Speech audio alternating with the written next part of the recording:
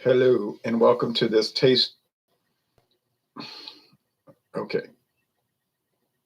Hello and welcome to this taste challenge. We have 1906 Palo Viejo, produced in Puerto Rico by Barcelo Marques and Company, San Juan, Puerto Rico, bottled in Illinois by Munson Company. That's all I know. I know it's part of the rums of Puerto Rico. I'm going to show you that in a moment. Or at least I'll give you a link or something. Okay, now Clubhouse, introduced, I don't know when. Nice aquamarine blue, or is it turquoise? Aquamarine, white and gold, with the Clubhouse on the label, just like the Clubhouse gin and the Clubhouse bourbon and everything else. Rum bottled by Kentucky Standard Distillers, Bardstown, Kentucky. We know that's Heaven Hill. But anyway,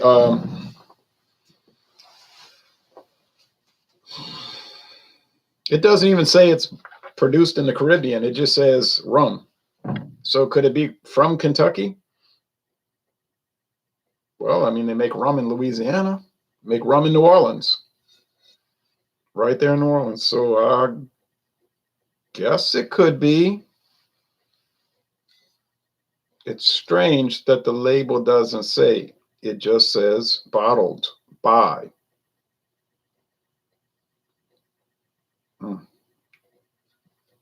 Isn't that strange? It was $6.99 for that liter bottle. $6.99 for that liter bottle at Super Discount Store on Louisiana Highway 47 northbound in Chalmette, Louisiana, St. Bernard Parish, Louisiana, which they do not allow liquor sales in grocery stores or gas stations in that parish. You have to go to a liquor store. Some of Louisiana is stricter than other parts. Palo Viejo I bought in Baton Rouge at the beverage store on U.S. Highway 61 business route, southbound. Now, East Baton Rouge Parish / Baton Rouge, the city of Baton Rouge. That's one of those places where the parish and the city is combined into one government, like Miami-Dade County, Miami, city of Miami, Dade County, they're combined as a single government entity. I don't think Los Angeles and the county of Los Angeles are combined. No, I don't think so. Orleans Parish and the city of New Orleans is combined. New York City, and then the counties are combined. New York City is combined with the counties of New York, Richmond, Kings, Queens, and Bronx. Okay. I can't read that. Wow, $6.99 for a liter. Cheapest booze I can get in Ontario is $26 for $7.50 of vodka. Have a nice night, Ron, says Lurk. Wow, I'm sorry for Canada, man. Y'all got too many regulations. But then Canadians tell me, well, we get all this free stuff from the government. I said, yeah, it's free. Believe me, it ain't free. All right. Now this rum here looks a little yellow. It's got a slight yellow tint. And I think that's coming from being in a wooden, a barrel, a charred oak barrel for at least a year. Now I'm going to try to look this up right now, like Steiny would say, right now. Now these are both liter bottles, and I got them both for $6.99 a liter. $6.99 per liter. Well, you got to pay tax, but that's not too bad. So come up about $7.70 total. That's after all the fees are paid for. Let's see. Palo Viejo. Yeah, it's definitely got a yellowish tint. Oh, yeah. Oh, yeah. Let's see. But it's a pretty good amount of information as far as like liquor stores that sell it. And some liquor stores have the gold and the añejo and the overproof, which I cannot get at this particular time because I've never seen them. Come on, man. Where's my website? I know I read it.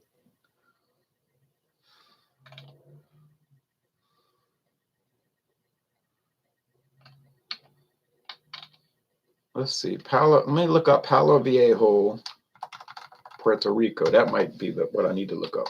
Where? See, I wouldn't lie to y'all. I know I got it on that government. Now, somebody's got a video for something called Palo Viejo Cañita with a handle on the bottom, like a much fancier one, like a craft version, craft rum version. I never saw that. But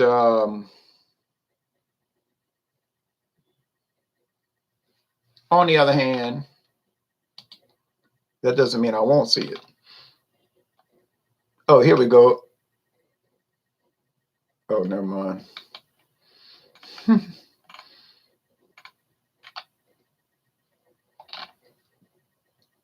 Let's see. Palo Viejo government of Puerto Rico.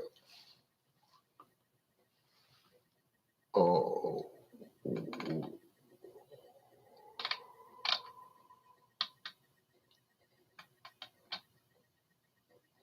Oh, wait. You know what I need to look up? Palo Viejo rums of Puerto Rico. This might, and if I don't get it here, I'm not gonna worry about it. Because I know what I was looking at. No, I do not mean that.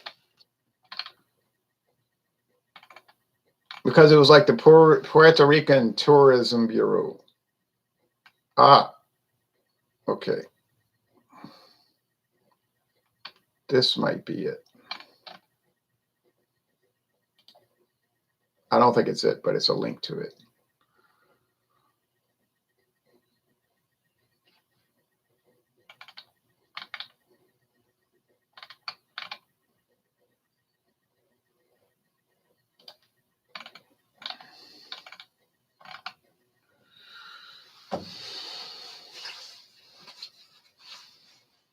Now here's the culturetrip.com. This is not what I was looking for, but it says similar to Don Q and Caliche, Palo Viejo is also manufactured by the Sorayes distillery, but they don't say that on the label. But I guess the Sorayes bought Munson, Barcelo, Marques. But I was looking on Sorayes distillery website. They don't mention this anywhere. All right. Nah, never mind. Ron del Barrito. Now, I did see that on the rums of Puerto Rico. Ron del Barrito. That looks like it's expensive. 3-star. Make it look like brandy. Bet that's going to cost you a pretty penny. Ain't going to be no $6.99. I know that much. I know that much. All right.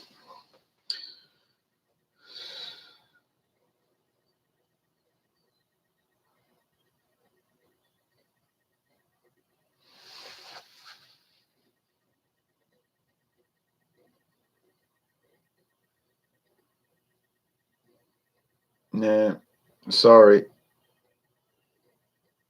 Not getting much information, man.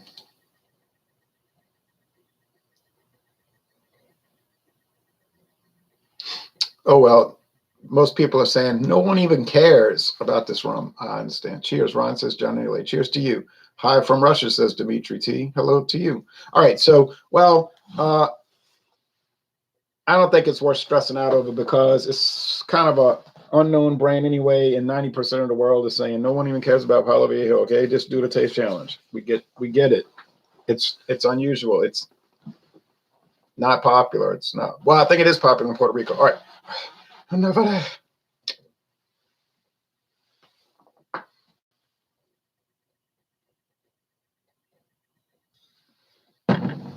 This could be a tough one, because when I did the Palo Viejo against the Aristocrat, I couldn't tell them apart, except at the last second. There was one little indicator, and I got it. But oh no, that was with the that was with the bourbon. Ta-da! There was a little indicator that to differentiate the Jim Beam from the Old Crow, and that was that sour mash taste. But when I did the Aristocrat and the Palo Viejo, remember what I said? I think I know, but I'm not really sure. And if I'm not definitive on my guess, I'm not going to just act like I know and then hope I get a 50-50 shot and then I can say, oh, look what I did. No, I don't play that game. If I don't know, I'm going to tell you I don't know. Because remember, it's a 50-50 shot. That's not bad odds. So even if I didn't know what I was talking about, I could take a guess and I got 50% chance, like flipping a coin. So, but I want it to be a real taste challenge where I actually can guess. And if I can't guess, I'm going to tell you I can't guess.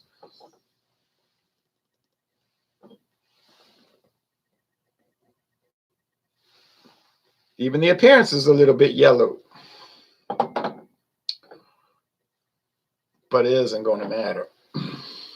In this case. Because, I mean, if I glance, it's not going to be that yellow that I'm going to notice it.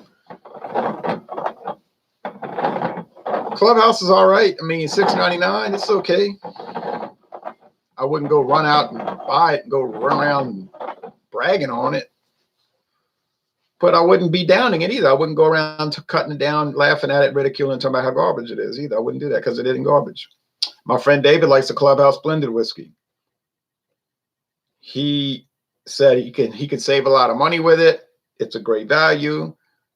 He can get it for, what did they have it at international market for? $5.49, some kind of a really low price, some crazy price, $6.49. I'm sorry. So I mean, you know, cheap. He said, I think it's even as good as Seagram 7 Crown. I said, now you're going too far. Now you've gone over the edge. I told him that. I say, stop. It's a good value, and I learned to like it and all of that. And I say good things about Clubhouse blended whiskey, but no, you'll never convince me it's as good as Seagram 7 Crown, and I'm not going to be convinced as good as Seagram's VO. It's fine and all of that, but I mean, we got to have a stopping point, and that's where I can't go there. It's better than that stinking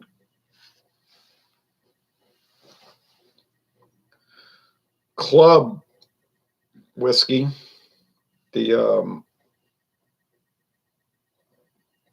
Bellows Club whiskey. Ugh.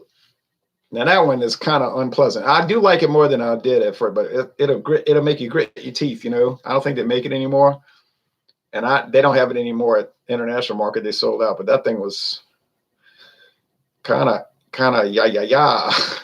All right, I still have 80% of the bottle left. Unfortunately,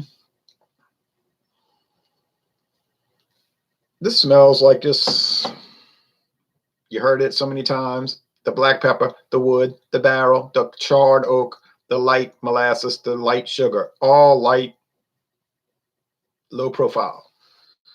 You know, remember what I told you when you started in this business? The guys that make it fly straight, quiet, low profile. And the guys who want it all, chicas, champagne, flash, they don't last, you know, so you got to learn that.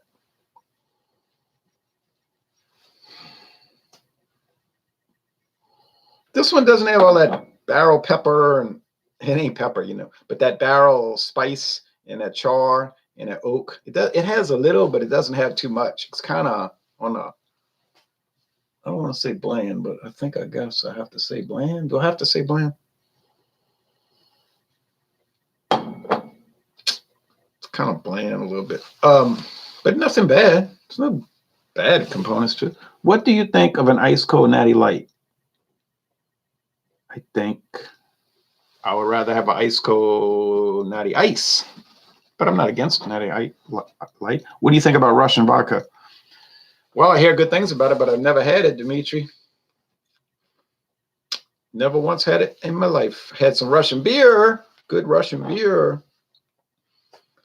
Here they make good brandy too. Good brandy. Russia's famous for brandy, but in America, I don't think we can really get it, you know.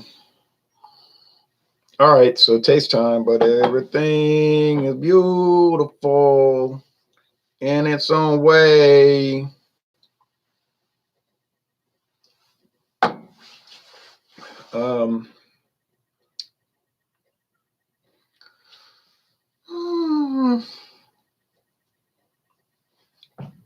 Tastes like Palo Viejo. Palo Viejo. You say it tastes like some old wood, huh? Yeah.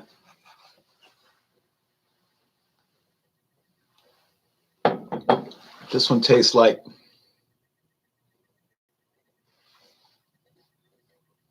victory. No, it just tastes like Clubhouse, which means it's kind of bland, but not bad. Like it's just kind of like how do you say it? Just kind of flat lines.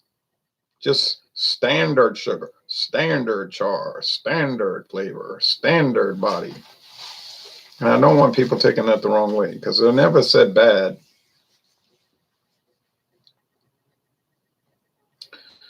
Okay, never said it was bad. I wouldn't want it getting around that you were having second thoughts because of the rebels.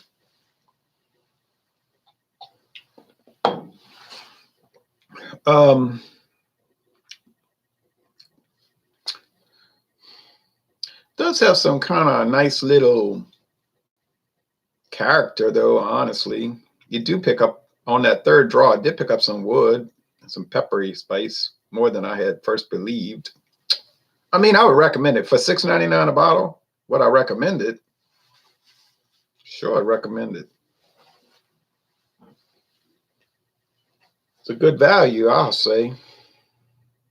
I saw an American bourbon today. Oh, that's right. They don't call it bourbon. They call it American whiskey. They probably have it in used barrels, but it's like a Jack Daniels knockoff. It's called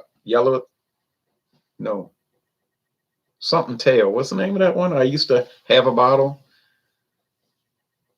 It's at Walmart. They stick it next to Jack Daniels, got a black and white bottle. I don't know who they think they're fooling. Nobody in this world is going to think it's Jack Daniels. But it is a $7.50 and it's $10.79. Yeah, you heard me right. $10.79 for American whiskey.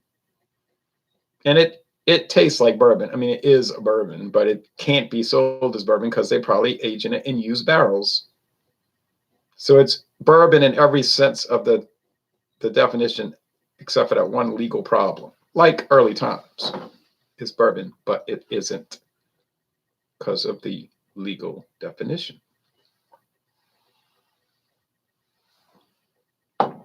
Now you might be saying, oh, like craft beer. This company would be a craft beer, but it has one beer too many produced each year. And then some people will say that's the law. That's not a law. There's no legal definition of craft beer. That's simply an arbitrary rule that was established by an association, a trade association. It has no bearing in law whatsoever. That's why when people tried to sue Blue Moon and say, I found out you're not a craft beer company because you're owned by Coors. Coors said, haha, I'd like to see that go somewhere in court. But they went to court. And then you know where it went? Out the door.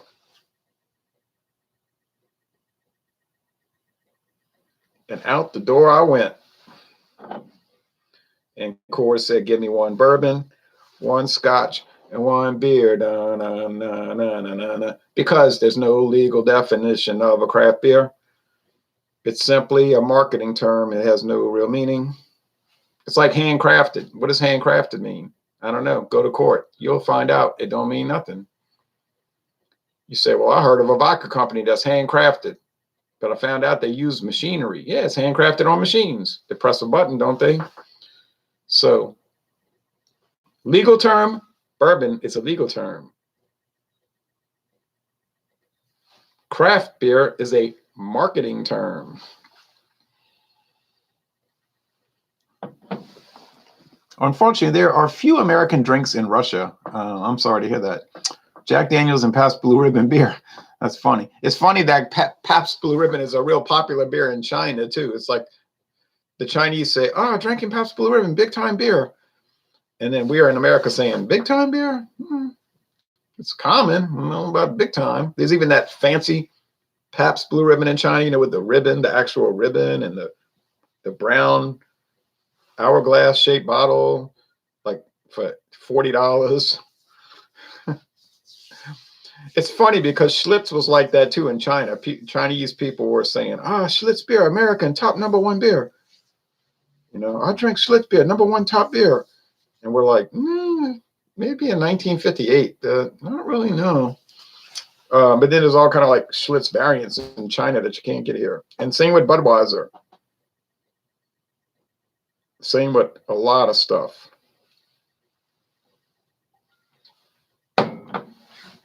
Like go to India, there's Budweiser Maximum. No, what is it called? Budweiser Magnum, 8%.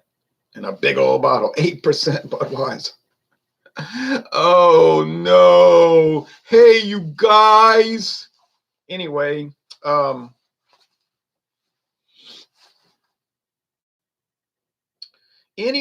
don't think the margins are that wide here, actually.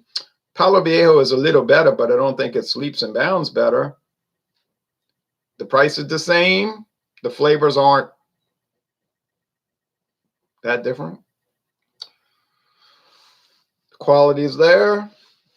So I would say there's not really a winner. I would like to say a winner. I would favor Palo Viejo.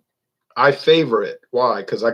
Why do you say that? Because I get $100 a month from the company? No, it isn't because of that. I wish it was that. Because I like the label because it's pretty.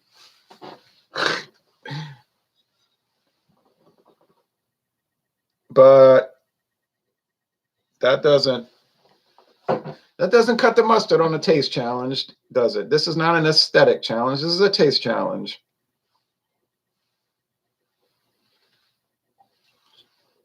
So, how do you think it feels when you've been up for 5 straight days? Listen, babe.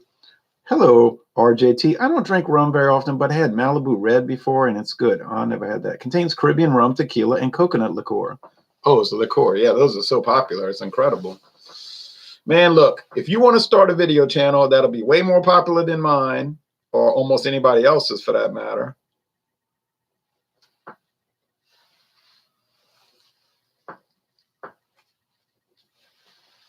hear sirens. I always pray for the people because maybe I could get hurt one day or I have a heart attack or get sick, and then you could be praying for me. Now,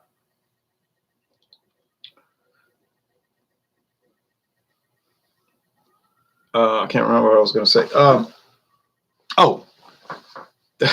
Those pre-mixed things, those are like super popular. If you want to have a big channel, like really big, not, you say, well, you got 11,000, not some nicky knack 11,000 subscribers. I'm talking about big time. Just dedicate your channel to doing all these mixed drinks, these pre-mixed, ready to drink things and liqueurs like Fireball. I never even did Fireball on my channel. Now there's perfect evidence that I'm not chasing subs and views. Wouldn't I have done Fireball 5 years ago because I knew it was so popular 5 years ago? Answer, yes. I never even got around to it. Wouldn't I have done Crown Royal by now? I think a thinking person would realize, yeah, okay, I have a bottle. I bought a bottle, and I'm going to do it eventually. But, you're going to chase the hot items if you want to get all the subs, the likes, comments, subscribe, like these other people do on their channel. Now, I just find what's curious at the store, and I say, ooh, let me try that. I mean, you think James Fox Canadian blended whiskey is going to get me a lot of yayo, you know what I'm saying? A lot of action? I don't think so. But it'll be fun. I mean, I'll have a few people viewing it. You'll get a few viewers, and people will tell stories like, oh, yeah, my grandpa's brother used to drink that stuff. I remember in 1982, we used to go to his cabin in the Upper Peninsula of Michigan, and we knew this guy that used to make cherry wine, homemade cherry wine, and we would drink, these kind of stories bring back memories. But to get a lot of views, yeah. All right. Now, listen here. I'm calling it. I think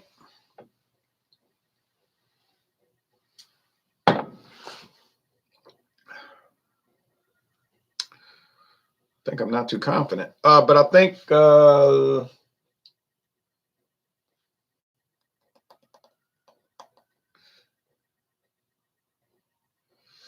I'm scared. I don't have the eye of the tiger. I'm scared, Nick. I'm scared of this short little guy with a bunch of jewelry. All right. Anyway, I think this is the Palo Viejo. It is the Palo Viejo. Don't play with me. I'm still standing, huh? I wasn't too confident in that actually, but I was I was a little confident. I was 25% confident and 75% worried, but I got it right. But well, the main point of this story is that if you buy Palo Viejo or if you buy Clubhouse, you should be satisfied, especially if you're paying $6.99 a bottle like I did for a liter. I didn't say $7.50. You heard me. I said a liter. I said Dwyer. And the other main difference is that the Palo Viejo is more yellow because I guess of the barrel aging. And the Clubhouse is clear. Hey, look, I'm drinking clear liquor, man. Come on, man. And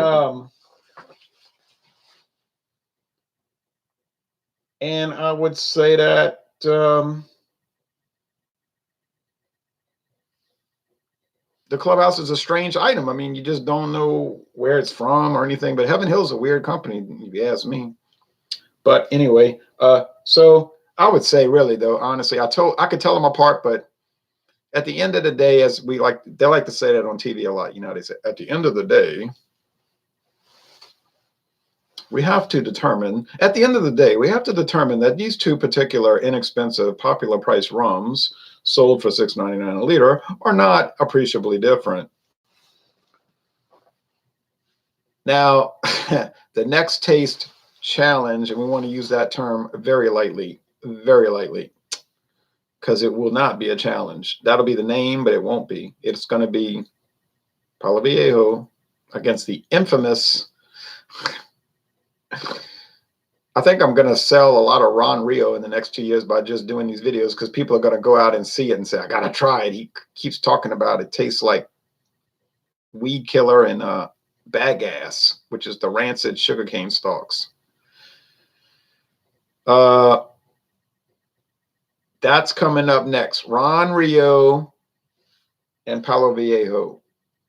The atrocity of mankind versus a quality product. And then it'll be the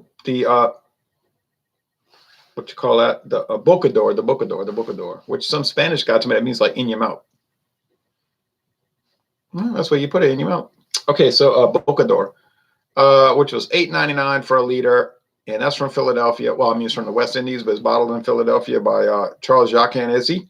That's a good one. And they make the famous, that company makes the famous Pennsylvania Dutch eggnog. That's what they're famous for, and other cordials.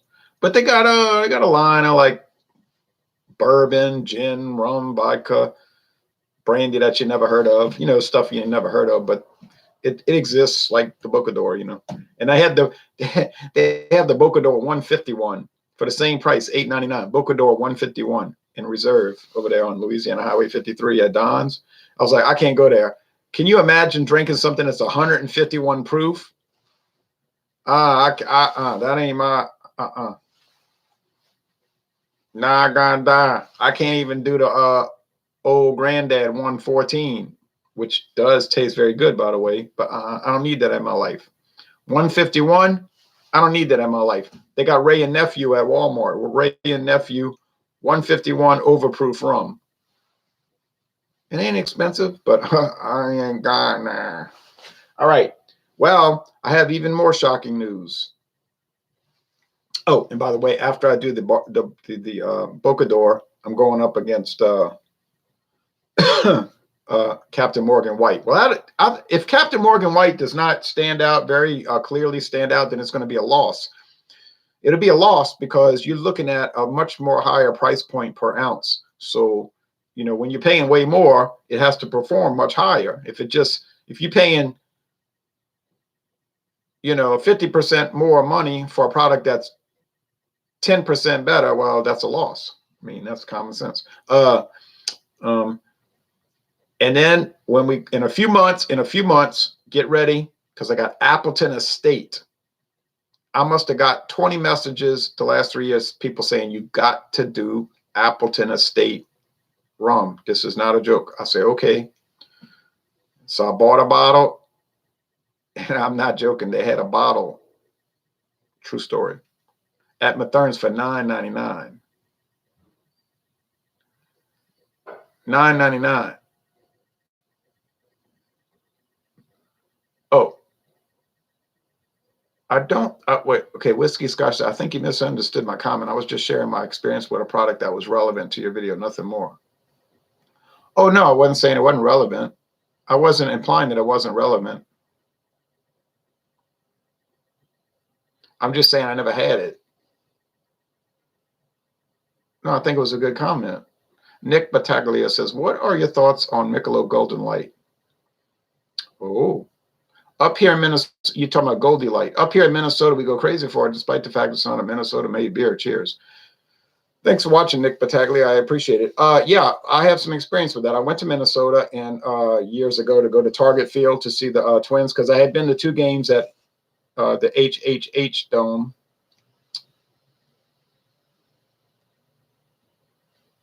Oh. And every bar I went to, the #1 beer was Goldie Light. I said, what is Goldie Light? They were all drinking it in the tall white pint cans. I said, it's like a revelation to me because, you know, it's so unknown anywhere else. And you go to Minnesota, and it's like everybody's drinking Michelob Golden Light. Now, the Michelob Golden Draft, the blue label, which is the full-bodied one, 4.6, man, you don't see that too much because, you know, everybody likes light beer. But, oh, man, they were drinking that left, right, forward, and behind. And I said, it's so strange, you know. You go to New Orleans, the #1 beer is Bud Light, of course. But you go to Minnesota and Minneapolis or St. Paul, and man, they drinking Goldie Light everywhere. And I just couldn't get over it. And my appreciation of it was very good. I think it's better than the average light beer because it's draft. And I think the Michelob Golden Draft is better than your average beer because it's draft brewed, not pasteurized. But I would say 100% of the people in Louisiana have not heard of it. You say, well, I'm sure a few people have heard of it. Yeah, but it would round off to 100%. You understand? The numbers of people in Louisiana that's heard of Michelob Golden Draft were so negligible that you could say nobody's heard of it. Because we got 4.5 million people here. And if it's 300 people ever heard of it, that's a lot. Okay, well, so whiskey scotch, you made some good comments. Nick made good comments. Dimitri made good comments. Everybody made good comments. All right, so hello again, Ron. Maxwell said, hello again, Ron. Hello to you, Maxwell, over in the Russian Federation. Oh, man, this is really good. We have a lot of Russian people watching, you see, in the Russian Federation. Okay, so that's that. So we'll be back in about 13 minutes for infusion, Carnival Sunday infusions. Oh, Carnival Sunday infusions.